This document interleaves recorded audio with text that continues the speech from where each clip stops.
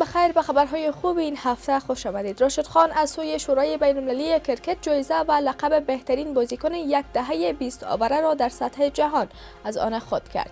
رئیس جمهور محمد اشرف غنی، حامد کرزی رئیس جمهور پیشین کشور، ناتو، سیاسیون و افغانها این لقب وی را تبریک گفته و افتخار افغانستان دانستند.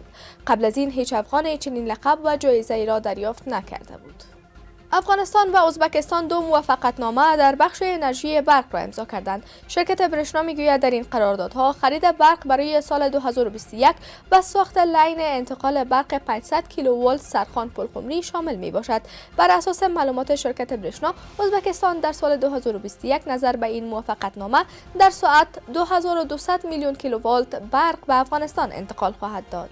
مقامات از ساخت یک شفاخانه 5 بستره به ارزش 75 میلیون افغانی و آغاز کار یک سرک به طول 10 کیلومتر در ولسوالی رودات ولایت ننگرهار خبر می‌دهند. بر اساس معلومات این شفاخانه در مدت 18 ماه ساخته می شود که دارای همه سهولت‌ها می باشد. همچنان با 10 کیلومتر سرک، 35 پلچک و 535 متر دیوار استنادی نیز ساخته می شود که در 1.5 سال به بهره برداری سپرده خواهد شد.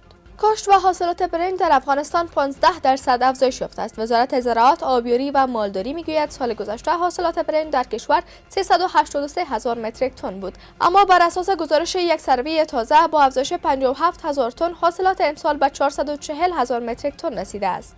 این وزارت میگوید در 147 هزار هکتار زمین برنج کاشت شده است. در ولایت‌های کابل، ننگرهار، لوگر و دایکندی برای 6 مکتب تعمیر ساخته شد. وزارت معارف میگوید از این تعمیرها 3 آن در دایکندی و متبقی در کابل، ننگرهار و لوگر ساخته شده است. بر اساس معلومات این وزارت، مکاتب جدیدالتعمیر دارای همه لوازم ضروری می باشد.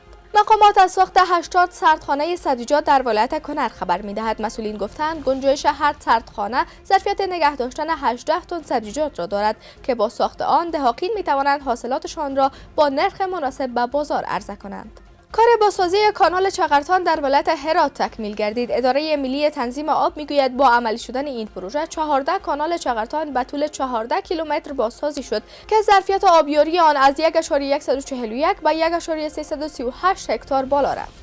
هند 2000 تن زیره از افغانستان می‌خرد. اکبر رستمی، سخنگوی وزارت زراعت، میگوید یک شرکت قرارداد خرید زیره از افغانستان را به ارزش 3.8 میلیون افغانی را امضا کرد. بر اساس این قرارداد، شرکت یاد شده هندی سالانه به ارزش 4 میلیون دلار و 2000 تن زیره از افغانستان به هند انتقال و به بازارهای آن کشور عرضه خواهد کرد. ممنون از توجهتان به خبرهای خوب این هفته. تا بعد، خدا نگهدار.